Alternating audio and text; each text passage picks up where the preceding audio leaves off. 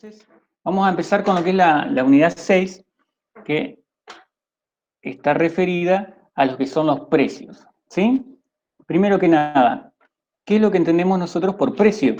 ¿Sí? Y bueno, el precio hace referencia a un valor en dinero o un valor expresado en dinero, ¿sí? De algún bien o servicio, ¿está? O sea, representa los términos en que las personas o empresas, ¿sí? Intercambian voluntariamente sus productos, ¿sí? Utilizando el dinero. O sea, sería la cantidad de dinero que se cobra por un determinado bien o un determinado servicio. ¿Sí? Bien, pero ¿qué pasa cuando hablamos de productos agropecuarios? Y bueno, se aplica perfectamente, ¿sí? Pero estos precios agropecuarios sufren distintas variaciones y tienen algunas características que son propias, ¿sí? Cuando hablamos de los precios agropecuarios, de los productos agropecuarios. Esas variaciones, que son las que tienen ahí en pantalla, básicamente son 4, que son las variaciones seculares, variaciones estacionales, coyunturales y variaciones de tipo cíclicas, ¿sí? Concretamente, las variaciones de tipo seculares, ¿sí? Son aquellas que se dan, ¿sí? En un largo periodo de tiempo y principalmente quienes la generan son cambios graduales y sostenidos en lo que es la oferta y la demanda de productos. Yo no sé si ustedes lo manejan a esto, pero el precio de un determinado producto surge de la interacción entre la oferta y la demanda, es decir, entre los que venden los productos y los que lo quieren comprar. ¿Está? De ahí surge el precio de un producto. A mayor oferta, cuanto más opciones de compra yo tengo, los productos tienden a ser más bajos.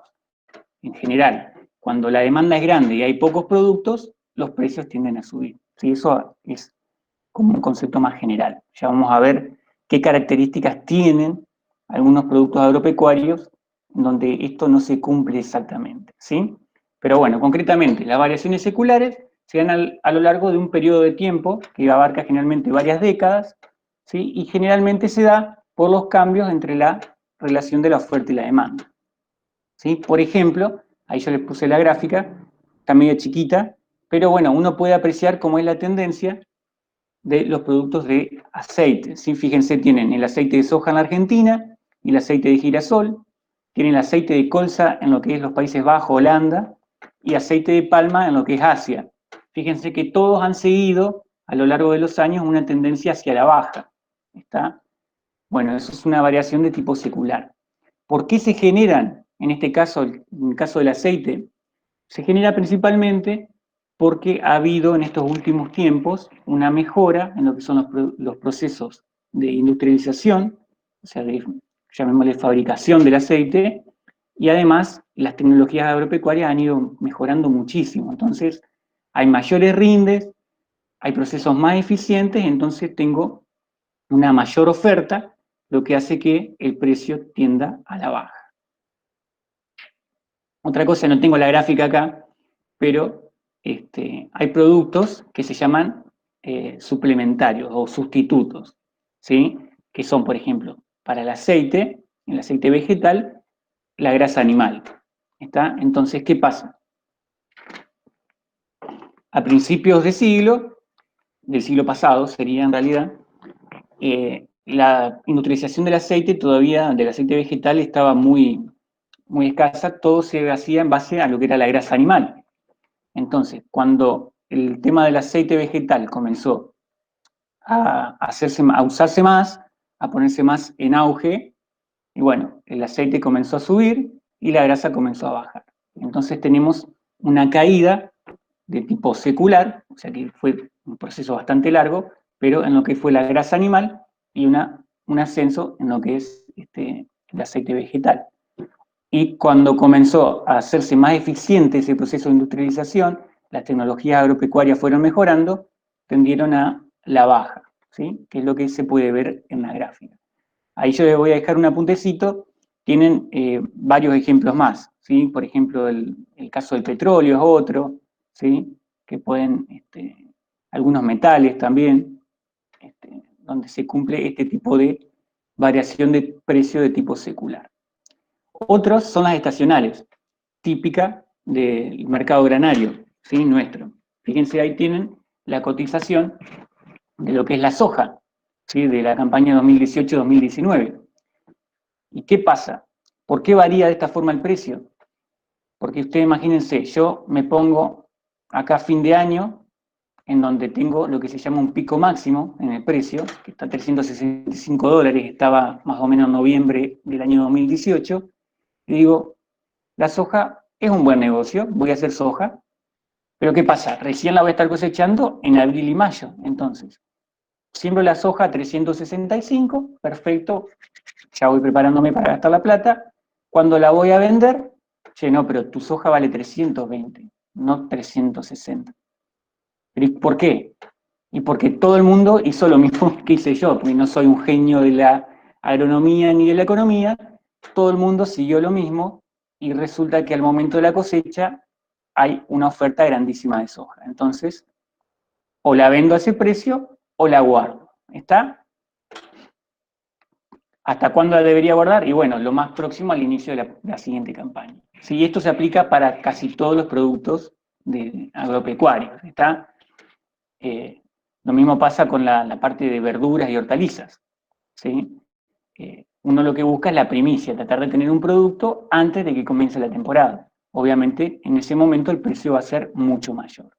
Y fíjense que este patrón, más o menos, sigue siempre el mismo ciclo, año a año.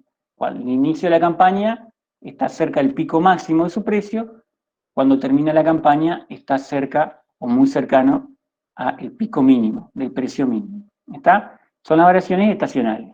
En este caso la soja es así, seguramente la del trigo es a la inversa. Tendrá, cuando la soja, acá un poquitito más desplazada tal vez, pero cuando la soja tiene los precios mínimos, el trigo tal vez tenga los precios máximos. ¿Y qué características o por qué se dan esta variación tan grande de precios? Porque los productos agropecuarios en general son demandados durante todo el año. ¿Sí? Imagínense, bueno, yo no le puse acá lo que es la curva del trigo, pero el pan se consume en enero, se consume en julio, se consume todo el año. Entonces necesito de trigo, por ejemplo, todo el año. ¿Está? Cuando termina la campaña del trigo, a fin de año, hay mucho trigo, el precio baja. Y va a comenzar a subir. A medida que se vaya consumiendo ese trigo de la campaña, comienza a subir el precio. Hasta el punto, antes de iniciar la siguiente campaña, que prácticamente me queda poco trigo almacenado. Entonces los precios comienzan a dispararse. ¿Está? Tengo mayor, lo que le hablaba hoy, tengo una demanda mayor que la oferta. Eso hace que el precio tienda a subir. Les vuelvo a repetir, esto es en un sentido general de la ley de oferta y la demanda, ¿sí? En donde se considera que la demanda y la oferta son de tipo elásticas, o sea, si aumenta la oferta, disminuyen los precios, si aumenta la demanda, aumentan los precios. Pero eso en el sentido general. Los productos agropecuarios se considera que tienden a ser más inelásticos, y ahora lo vamos a ver cuando veamos el ciclo ganadero.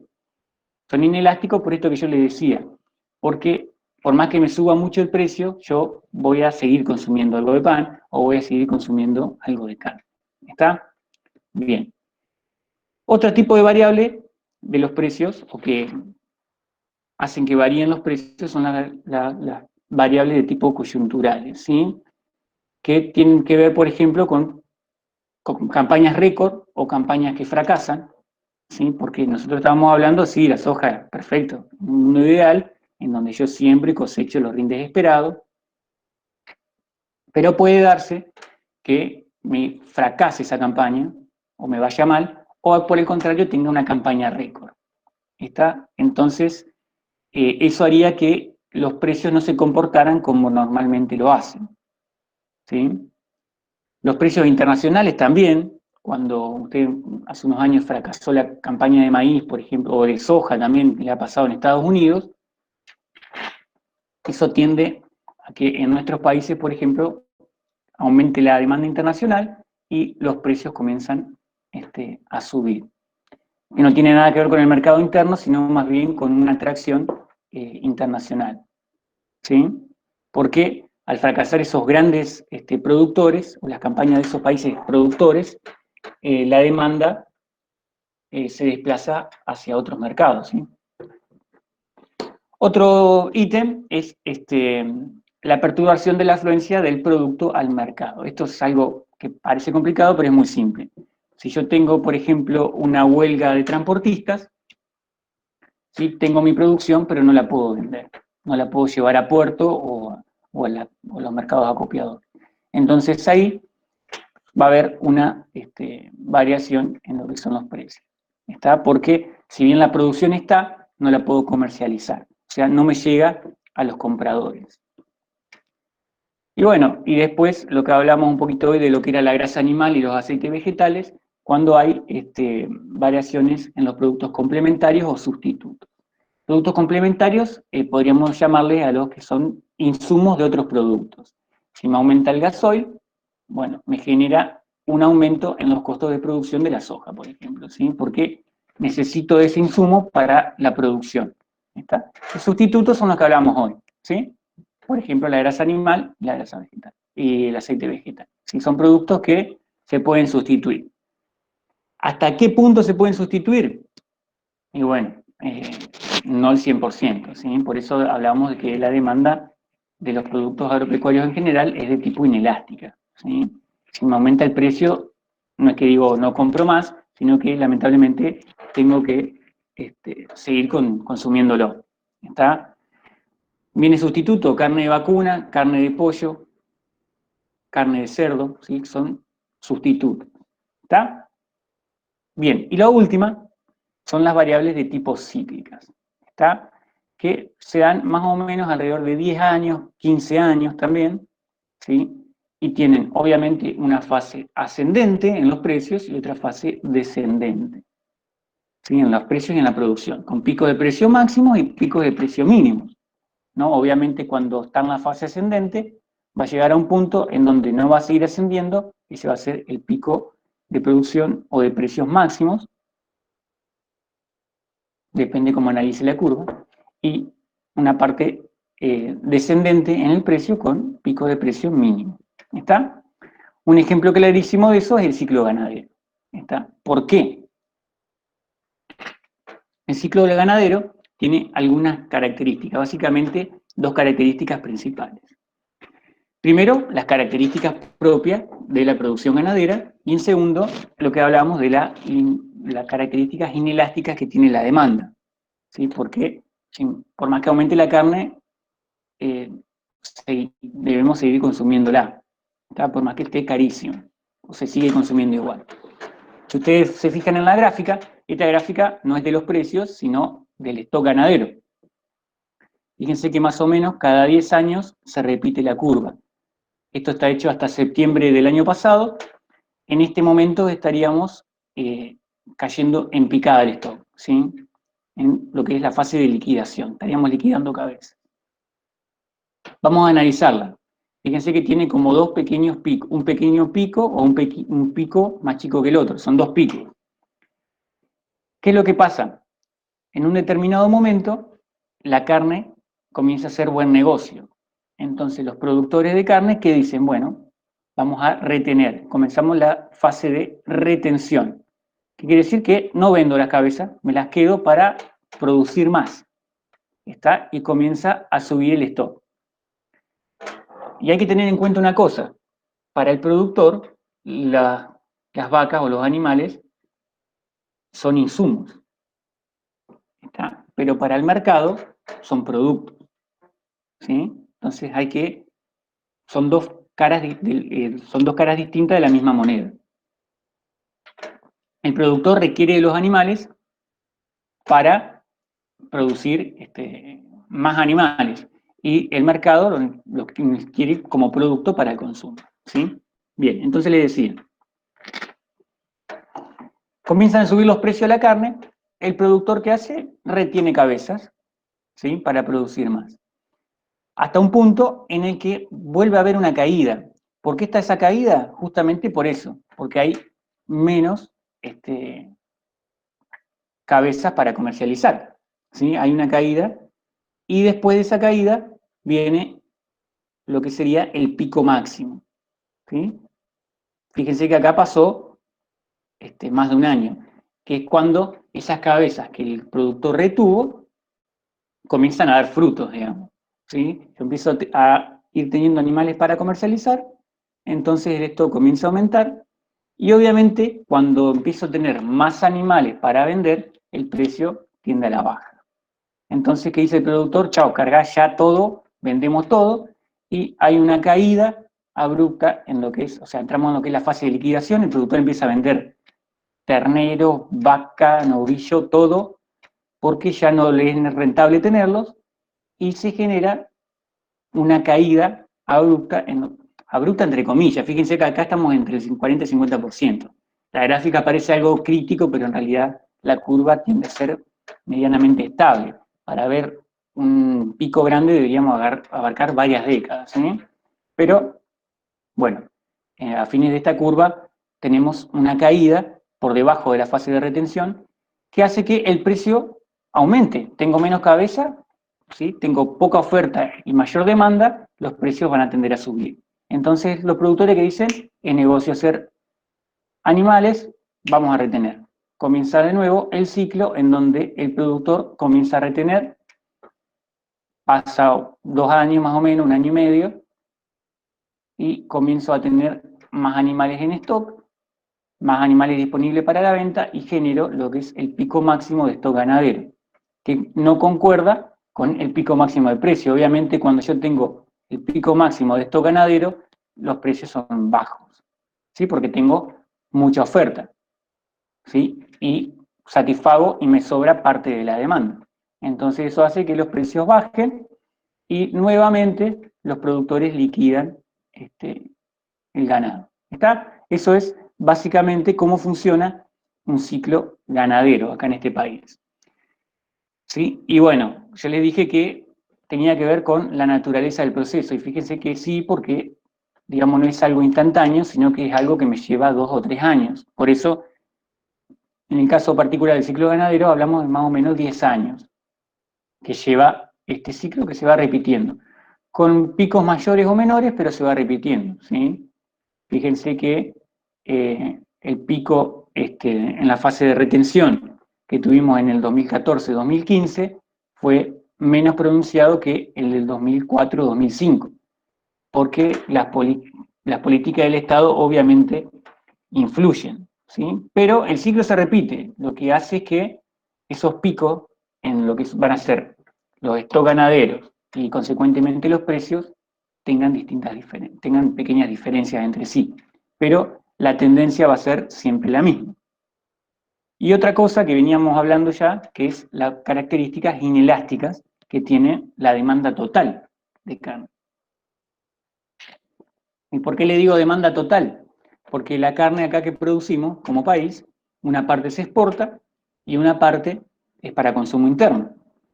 El consumo interno es inelástico, ¿sí? Aumenta la carne, pero se sigue consumiendo, ¿sí? Un poco menos, obviamente, por lo que hablamos de los bienes sustitutos.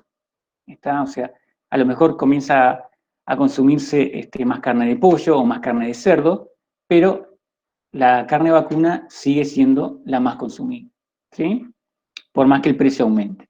Entonces, en el mercado interno, la demanda es inelástica, ¿sí? O sea, aumenta el precio y no disminuye de igual proporción. O sea, si el precio aumenta 1, no quiere decir que la demanda caiga 1, ¿sí? Cae un poco la demanda, pero en mucho menor medida de cómo va aumentando el precio. ¿Está? Eso en el mercado interno. En el mercado externo sí la demanda es elástica, porque el comprador elige a quién comprarle. ¿Está? Si en Argentina sale más caro, bueno, le compramos a Uruguay o al Paraguay. ¿Está? Pero obviamente a nivel de cabezas, el mercado interno es muchísimo mayor que el mercado internacional, el mercado externo. Entonces, hace que la demanda total de carne sea inelástica, ¿sí? Porque justamente la interna es inelástica y es mucho mayor que la externa, ¿sí? La internacional. Bien, esto hasta ahora veníamos hablando de lo que era la oferta, la demanda, el precio, pero hay algunas formas en las que el Estado, básicamente, puede regular esos precios. O sea, La teoría dice que el precio surge de la interacción entre la oferta y la demanda, todo muy lindo. Pero cuando hablamos de bienes de primera necesidad, como son la mayoría de los productos agropecuarios, como estamos hablando recién de la carne, el Estado no puede permitir que el precio de la carne se me dispare por las nubes, que sea incomparable, y tampoco puede permitir que la carne no valga nada, porque recién veíamos en lo que era el ciclo ganadero, cuando el precio de la carne baja mucho, los productores tienden a liquidar cabeza, ya no les es rentable, ¿sí? La cría de animales. Entonces, tiene que mantener unos precios que sean aceptables, ¿sí? Entonces, son lo que se conocen como las políticas de precios, ¿sí? Es cómo se interviene para lograr ese equilibrio en los precios de los productos, ¿sí? ¿Cómo lo va a hacer? Y bueno, a través de instrumentos de aplicaciones directas, ¿sí? Como son, por ejemplo, la fijación de un precio máximo a un producto, ¿sí? Entonces dice, por ejemplo, quiero que el litro de leche no puede salir más de 50 pesos, por decirle un ejemplo. ¿Está? En la teoría suena muy lindo. ¿Qué es lo que produce que este pico máximo de precio? Y que a lo mejor estamos pagando menos de lo que se debería pagar. Entonces, ¿qué es lo que origina? Y bueno, hay un exceso de demanda. Mucho más gente, porque es más accesible, como le gusta decir, para todos y todas. Entonces, todo el mundo quiere comprar y tengo un exceso de demanda, ¿sí? Frente a la oferta que tengo, ¿sí? Entonces, se genera el paso siguiente a la fijación de precios máximos es las restricciones de compra, ¿sí? ¿Sí? Poner cuotas de venta, o de compra, mejor dicho. Decir, bueno, sí, la leche vale 50, pero pueden comprar 4 litros por semana por familia, ¿sí? Porque de lo contrario, la oferta no me cubre la demanda. Tengo un desabastecimiento. Se genera un desabastecimiento también, ¿sí? De determinados productos, ¿sí? Y también, como daño colateral a esto, un tipo de mercado negro, ¿sí? La vivada, la viveza criolla, ¿está? Yo le decía que esto era para que los precios no se me disparen, pero tampoco quiero que determinados productos caigan por debajo de un determinado valor, ¿sí? Y este es un caso también que se da eh, bastante común en lo que son los cereales y oleaginosas, ¿sí? En donde voy a tener lo inverso, voy a tener mucha oferta, ¿sí?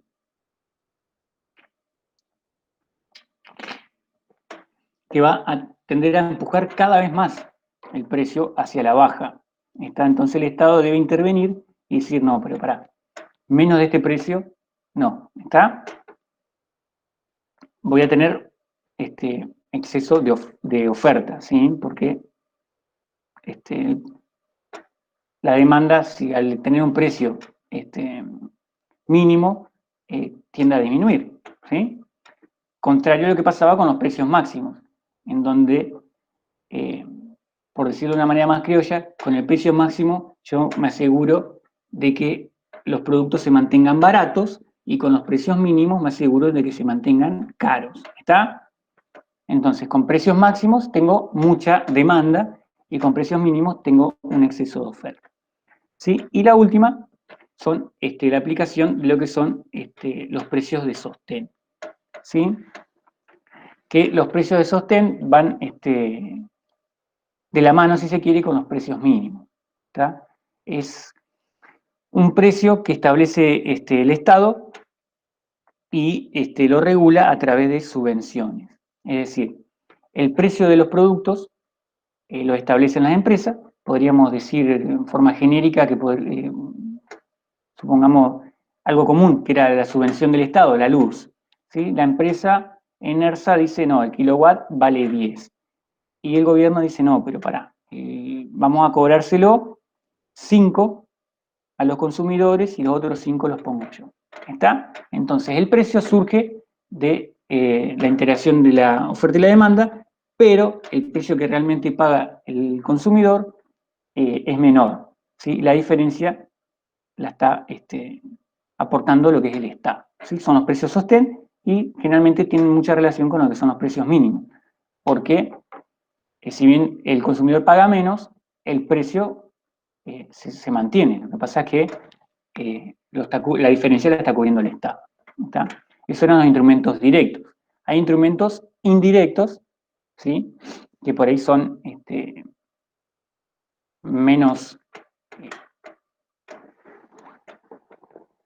¿cómo puedo decir? Son más, bueno, no me sale la palabra, más sutiles, podríamos decir. Ahí está, ¿sí?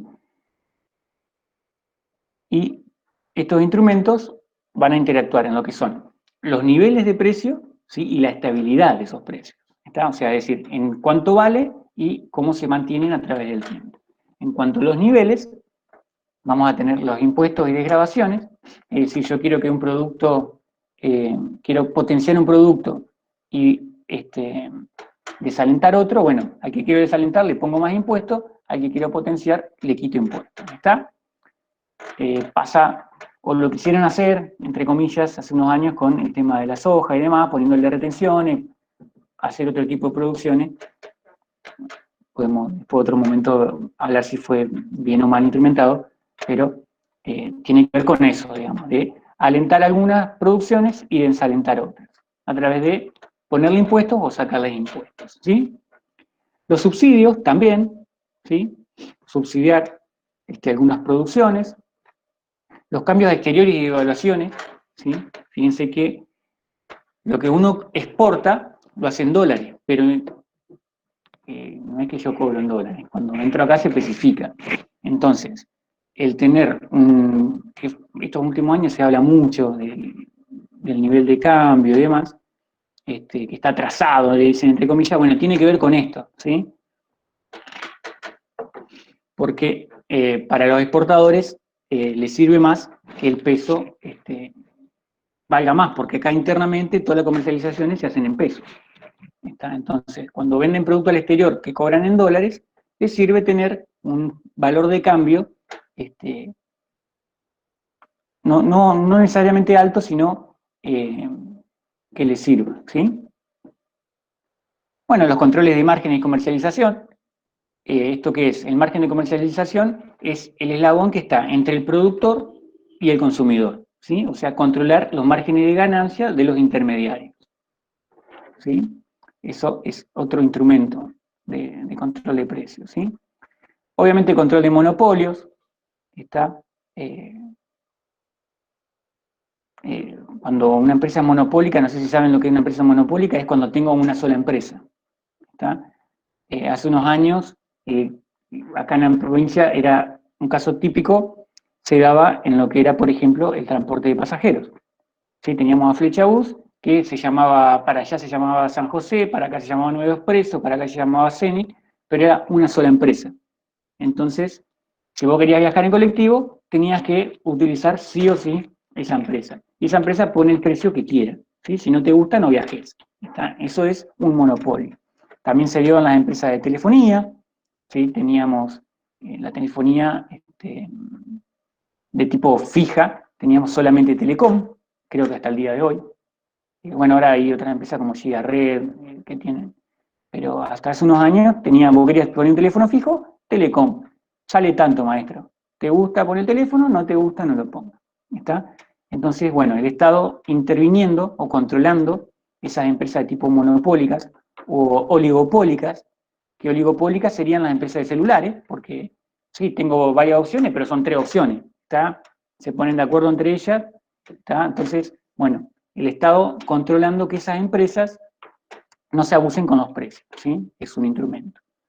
Y bueno, después la propaganda y la difusión, también hacer campañas de difusión para potenciar o incentivar distintos productos sustitutivos de otros, ¿sí? Es otra manera. Y por último, las vedas o cuotas de mercado. ¿Está? ¿Sí? Son los instrumentos indirectos que tienden a intervenir en lo que son los niveles de precios, ¿sí? Y tenemos dos instrumentos indirectos que hacen a la estabilidad. Básicamente son dos. Los fondos de compensación, ¿sí? Que se da a distintos productos que son altamente perecederos, se les cobra un pequeño, llamémosle impuesto, por decirlo, y para tener, como dice un economista, si viene un día lluvioso, para tener en el caso de que vaya algo mal, ¿sí? Poder compensar cuando algún productor, un ejemplo podría ser lo que son las frutas y verduras, que tienen son altamente perecederos. Entonces, no puedo guardar la producción de fruta en un silo bolsa y esperar mejores precios. Cuando está, la tengo que vender. Si viene mal, hay algún problema, bueno, ¿qué pasa? A través de esos fondos de compensación, a esos productores que han tenido una ganancia, unos ingresos brutos, llamémosle, por debajo de lo que pueden llegar a cubrir sus gastos o que no le permiten la subsistencia, el fondo de compensación sale a cubrir esas diferencias, ¿sí? Y otra es el almacenamiento de determinados productos. Cuando tengo un exceso de oferta, lo almaceno y después lo salgo a vender, tratando de mantener los precios equilibrados, ¿sí? Y evitando lo que hablamos hoy, que eran las variaciones estacionales de precios, o cíclicas también, podría salir a cubrirlas. Almaceno productos, cuando el precio tiende a subir, salgo a vender esos productos almacenados, entonces se estabiliza la oferta, estabilizando hasta cierto punto lo que es el precio, ¿no? Bueno, creo que hasta acá es lo de precios. No sé si les quedó alguna duda. De esto yo le voy a dejar un apuntecito, ¿sí? Ahora, rápidamente, vamos a ver lo que son los mercados. ¿Sí? Ustedes van a tener una materia específica de comercialización, como para que vean que este tema es una materia, ¿sí? Tiene muchas cosas a tener en cuenta. Pero bueno, lo importante es que ustedes de acá, de economía agraria, se lleven las bases para esas materias, ¿sí? Tener un pantallazo general de qué es un mercado, cómo opera y qué opciones hay dentro de los mercados agropecuarios, ¿sí? Bien, primero que nada, ¿qué es un mercado? Bueno, el mercado podemos decir que es donde se comercializan y compran determinados productos a un precio establecido. Ya vimos que el precio puede surgir de la interacción de la oferta a la demanda o de distintos factores, ¿sí? Podemos hablar de mercados en sentido amplio, ¿sí? Por ejemplo, decir el mercado de la carne en Argentina, ¿sí? Hablamos del ciclo ganadero, estamos hablando del ciclo ganadero en la Argentina, que obviamente, dependiendo de las zonas, varía, pero en sentido amplio tendemos a generalizar. Por ejemplo, el mercado granario argentino, el mercado cárnico argentino. Y después ya podemos hacer un aborde del mercado en un sentido más restringido, a una determinada región, ¿sí? Por ejemplo, y decir, por ejemplo, referido al ejemplo del mercado de la carne, por ejemplo, el mercado de Liniers o la agrícola o la ganadera de Ramírez, ¿sí? En donde acá en Ramírez el precio se origina a través de la interacción de la oferta y la demanda y se va a generar un determinado precio, que va a ser distinto a Liniers, por ejemplo, en Buenos Aires, donde la interacción entre la oferta y la demanda en Liniers me generan un precio. ¿Está? Que puede ser muy parecido o no con el que se origina en las distintas regiones, ¿sí? Son mercados en sentidos restringidos. Y ahora vamos a ver un poquito rápidamente algunas clasificaciones que se puede hacer del mercado, aparte del sentido amplio y restringido, que tenía que ver más con lo que era la definición de mercado, ¿sí? Los tipos de mercado. Hay mercados institucionalizados y no institucionalizados. ¿Sí? Ahí yo les puse en lo que es mercado institucionalizado, por ejemplo, el mercado concentrador El Charrúa, ¿sí? De acá de Paraná. No sé si alguno anda en el tema de comercialización de frutas y verduras. El Charrúa es un mercado como el mercado central de Abasto en Buenos Aires, o el mercado central. Bueno, acá en Paraná tenemos el mercado concentrador El Charrúa, ¿sí? Y son instituciones, estos mercados, que establecen las formas y los mecanismos en el que se llevan a cabo esas transacciones, ¿sí? Obviamente Liniers también aplica, la Ganadera de Ramírez también aplica, la Bolsa de Comercio de Rosario también. Son mercados que están regulados, entre comillas, o controlados por una institución, que se asegura de que se manejen distintos mecanismos y formas en las interacciones. Y los mercados no institucionalizados, que son característicos, se le puse ahí una foto de una colmena, de productos menos difundidos, entre comillas, ¿sí? Uno de esos es la miel, algunos cueros, algunas semillas raras también, ¿sí? Que no tienen mercados concentradores o instituciones en donde a los que uno pueda recurrir para comprarlo. Y tampoco es tan fácil encontrar el precio, ¿sí? De esos productos, porque el charrúa tiene los precios de pizarra, o el Liniers, o la Ganadera, uno conoce, al final de la ronda, uno tiene los precios de referencia que se manejan, ¿sí? Pero en los mercados no institucionalizados, como no hay una institución que regule estas transacciones, no existen los precios de pizarra, ¿está? No son generalmente tampoco demasiado transparentes, porque las interacciones se hacen personalmente, ¿sí? Operan a través de contactos directos. Y esos son los mercados no institucionalizados, no tienen una institución que lo respalde. Y a su vez podemos hablar de mercados centralizados y no centralizados. ¿Está? Ahí hablamos del mercado de acá, de verduras, del charrúa, es un mercado centralizado. Liniers también, que a su vez, yo lo que no le dije de Liniers es que es un generador de precios, ¿sí? No necesariamente los mercados institucionalizados son generadores de precios. En el caso de Liniers, genera precios, ¿sí? Porque se toma como referencia los precios de Liniers para otras operaciones que no necesariamente tienen que ver con lo que es la carne, ¿sí? Por ejemplo, con algún contrato de arriendo se puede arreglar en kilos, ¿está? Bueno, se toma como base los precios, ¿sí? Del mercado de Liniers, por ejemplo, que es un institucionalizado y a su vez generador de precios. Entonces, mercados centralizados son los mercados que concentran toda la producción. Y los no centralizados son los satélites. Un ejemplo claro se daba con Buenos Aires. ¿Sí? Todo iba a parar a Buenos Aires y de ahí se comercializaba, el puerto de Buenos Aires. ¿Qué pasó? Fueron apareciendo algunos mercados no centralizados. Por ejemplo, el puerto de Rosario. Está que yo en vez de llevar mis granos al puerto de Buenos Aires, lo puedo llevar acá a Rosario. ¿Está? Se ha como descentralizado la comercialización de esos productos. ¿Está?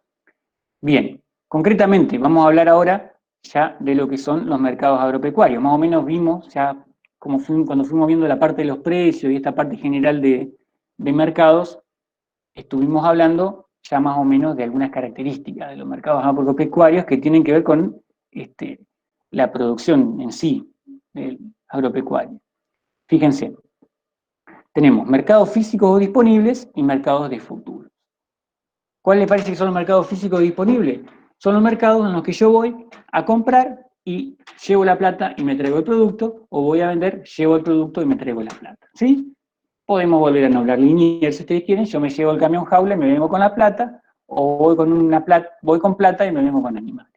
¿Está? Son los mercados físicos disponibles, en los que yo, al momento de la compra o de la venta, ¿sí? Obtengo el producto o el dinero. Y los mercados de futuros, ¿sí? Que son mercados en los que se comercializa el compromiso de una compra o de una venta. ¿Está? Bien, estos mercados futuros, como yo le decía, es lo que se comercializa en realidad es el compromiso de entregar o recibir un determinado producto en cuanto a cantidad, calidad, ¿sí? En una fecha y en un lugar. Lo único que se discute es el precio. ¿Sí? Y esto se logra básicamente porque gran parte de la producción agropecuaria son commodities. ¿Sí? La producción agropecuaria se basa en commodities. ¿Sí? No tengo la diferenciación entre la soja de fulano, de mengano, o la carne que trajo. Es carne, es soja, es maíz, es trigo. ¿Está? Hay, como ustedes vieron, con Mirta, bueno, parámetros de calidad que pueden intervenir, pero básicamente el producto soja es soja, trigo es trigo, maíz es maíz, ¿sí? Son commodities, no tienen una diferenciación específica, ¿está? Bien. Entonces, el mercado futuro es un compromiso para entregar o recibir un determinado producto en cuanto a cantidad, calidad, ¿sí? En una fecha determinada y un lugar establecido. ¿Sí? Lo que discutimos es el precio, se discute en estos mercados de futuro, ¿sí? Que puede hacerse a través de mercados no institucionalizados, si nosotros ya vimos que eran los mercados institucionalizados y no institucionalizados. Los institucionalizados tenían una institución que respaldaba las operaciones y se aseguraba que todo sea transparente, y los no institucionalizados no tenían una institución que respalde las transacciones y se hacían, podríamos decir, de forma personal, ¿sí? Bien, entonces estos mercados de futuro se pueden llevar a cabo a través de mercados no institucionalizados, que se llaman forward, no sé si lo han sentido nombrar. Los forward son mercados no institucionalizados en donde se realizan operaciones de compra o venta a futuro, ¿sí? ¿Qué características tiene? A la vez que se asume el compromiso, ninguna de las dos partes puede deshacerlo. O sea, si yo me comprometí a comprarle soja en determinada fecha, determinado precio, pase lo que pase, lo tengo que hacer, y el productor, ¿sí?, que asumió el compromiso de entregar esa soja o ese maíz o ese producto, lo tiene que hacer, independientemente de cómo le vaya. Si le fracasa la cosecha, tendrá que salir a vender la camioneta, lo que sea, y cubrir ese compromiso, ¿sí? Por eso ahí les dice en el punto 3 que nunca se hace un contrato por más del 50% del rendimiento esperado, ¿tá? Porque si usted fracasa, estamos en problemas. Generalmente este tipo de arreglos es muy común, lo hacen los productores con las cooperativas o con los acopiadores, acá con Bolsan o con Belisotti. Si uno va y dice, che, mira, no tengo un mango, dámelo de insumo, yo ya asumo el compromiso de venderte al final de la campaña mi producción por tanto. ¿Está? ¿Sí? Es un arreglo entre personas en donde, si yo voy a negociar con Bolsan, no conozco mi vecino, salvo que le pregunte, pero no está publicado, no se conoce las operaciones que hagan otras personas, ¿sí? Bien, cuando se realiza el contrato, ya el productor inmediatamente deja de ser propietario de la producción, ¿sí?, del físico. Y obviamente, como les decía recién, hay riesgo de incumplimiento, ¿sí? Hay riesgo, obviamente, de incumplimiento. Tanto del productor que no pueda cumplir con el compromiso, como del comprador que al momento de la compra no pueda pagar, ¿sí?, no tenga la plata, ¿sí? Existe ese riesgo y no hay ninguna institución que pueda salir a respaldarme o que exija que se cumpla, ¿está? Porque no son institucionalizados, son arreglos de persona entre personas, ¿sí? De persona a persona, comprador y vendedor. Y bueno, y lo último, que el productor no realiza ningún costo, ningún gasto en realizar este contrato, ¿está? Pero como hay mercados no institucionalizados para los mercados futuros o las operaciones futuras, también hay mercados institucionalizados. Básicamente, acá en Argentina hay dos. El MATBA, que es el mercado a término de Buenos Aires, y el ROFEX, que es el mercado a término de Rosario, ¿sí? Que son entidades privadas que no realizan la compra y la venta de nada, pero sí organizan, registran, garantizan y liquidan las negociaciones. ¿Está? Fíjense, bueno, ahí dice de contrato de futuro y opciones, que eso lo vamos a ver ahora. Que es contrato de futuro y opciones es lo que se comercializa en estos mercados a término, ¿sí? Fíjense, ¿qué diferencias hay entre hacerlo en un forward o en un mercado a término? Fíjense, la posibilidad de desarmar el contrato, cuando yo realizo un contrato futuro en el MATBA o en el ROFEC, existe la posibilidad de deshacer ese contrato, ¿sí? Si yo veo que viene muy mal la cosa, puedo deshacerlo, ¿está? Cuando lo hago en un forward, no, ¿sí? En el forward yo tengo la obligación sí o sí de entregar el físico, o sea, si me comprometí, tengo que entregarlo sí o sí. Obviamente, como se puede desarmar el contrato, cuando estoy en el MATBA o en el ROFE, puedo no realizar la entrega, ¿sí? Si me va mal, puedo deshacer el contrato y no tengo la obligación de entregar el físico, ¿está? Obviamente, en el MATBA y el ROFEX no hay ningún riesgo de incumplimiento del contrato, ¿sí? El productor no pierde la propiedad del físico, por eso se puede desarmar ese contrato. En el cambio, en el forward, a la vez que se firma el contrato, por más que yo estoy capaz que sembrando la soja, ya dejo de ser el dueño de esa soja, o de ese maíz, o de ese producto, o de eso, lo que sea que esté comercializando, ¿está? Pero bueno, obviamente el trabajar en el MATBA o en el ROFEC me genera un gasto de contrato, ¿sí? Tiene un costo, y además también conozco contratos del mismo tipo, que puedo utilizar como parámetro también. O sea que eh, tiene un costo, pero es más transparente y está garantizado, digamos, cuando trabajo en los mercados institucionalizados. Y en estos mercados institucionalizados, ¿qué es lo que se comercializa? ¿Sí? ¿Qué es lo que se negocia? Ya se lo dije.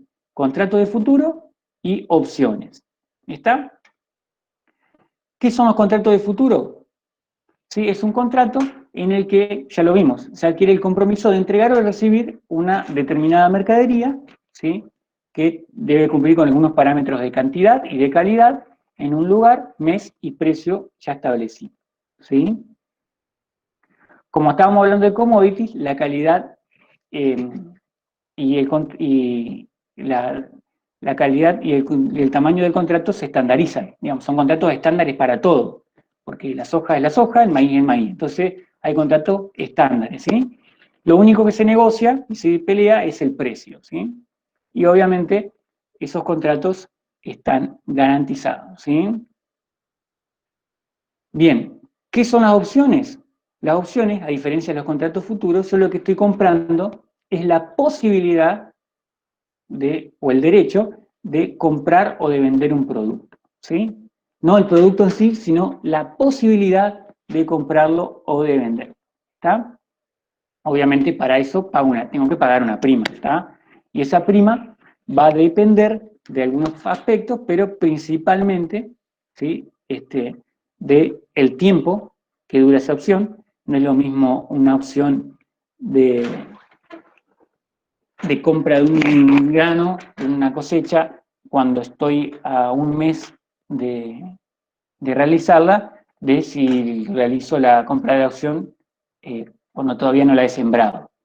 Cuanto mayor sea el lapso de esa opción, obviamente más tengo que pagar. Y obviamente la volatilidad del precio también insume un aumento en el costo de la prima. Si un producto hoy vale 5, mañana vale 15, pasado vale 3, la semana que viene vale 35, la semana siguiente vale 3 de vuelta. Cuando tengo mucha variabilidad en los precios, el riesgo que asume el comprador o el vendedor es mayor. Entonces la prima que se paga para ese derecho va a ser también mayor. Y fíjense que ahí yo les puse en negrita, es un derecho pero no la obligación. ¿Está? Si yo compro la opción o lanzo la opción de comprar un producto, ¿sí? Eh, o sea, en realidad el comprador de esa opción, o sea, yo les vendo a ustedes la opción de comprarme mi mercadería. Ustedes pagan una prima y compran esa opción, ¿sí? Al momento de realizar la compra, o la transacción, mejor dicho, yo, que fui el que vendí la opción, estoy obligado a realizarla. Pero ustedes que compraron la opción de comprármela, pueden a último momento arrepentirse y decir, no, no la voy a comprar. ¿Está? Es decisión del que compra la opción de ejecutarla o no. ¿Está? El que vende la opción tiene que ejecutarla, ya sea de compra o de venta. ¿Está? Eh, las opciones de venta se llaman put y las de compra se llaman call o cal, en castellanizar, ¿sí? Y obviamente son diferentes contratos, ¿sí? No es que yo les vendo a ustedes la opción de venta y se llama put y ustedes al comprármelas es cal, no. Son contratos distintos, van separados, ¿sí? Yo puedo a ustedes venderle la opción de comprarme la mercadería o de la venta, ¿sí? Son separadas, ¿está? Y requiere un vendedor, un lanzador se llama, de esa opción de compra o de venta y alguien que la compre. Y acuérdense que el lanzador, o sea, el que vende esa opción de compra o de venta, está obligado a cumplirla, y quien la compra puede a último momento arrepentirse. Obviamente la prima que pagó la pierde. ¿Está? Quien compra, o sea, quien lanza la opción, que es el que está obligado a cumplirla, es un especulador. ¿Sí? O sea, lo que busca quien lanza una opción es asegurarse un precio que le sirva. ¿Sí? Si yo creo que determinado producto va a tender a ir a la baja el precio, bueno, entonces lanzo una opción para asegurarme un precio mínimo, ¿sí? Que esté por encima de lo que yo creo que va a ser el precio de mercado al momento de tener el producto. Porque acuérdense que estos son mercados futuros. Yo estoy realizando la comercialización antes de tener el producto físico.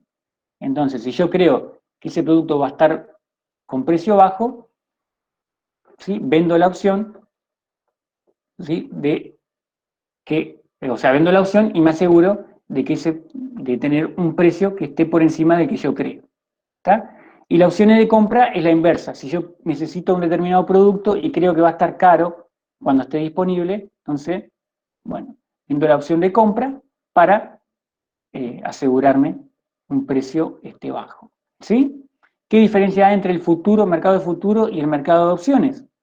Bueno, que el futuro no paga ningún tipo de prima y las opciones pagan una prima. ¿Sí? Eh, y acuérdense que la opción era una opción, el mercado futuro ya es una obligación. La obligación del mercado futuro, si se hace en un forward, no es cancelable, en cambio, si voy por el mercado institucionalizado, es cancelable. ¿Sí? En las opciones, como veníamos hablando, son derechos, pero no la obligación. Al momento de realizar la compra o la venta, si yo soy el comprador de esa opción, la puedo cancelar, me puedo arrepentir. ¿Sí?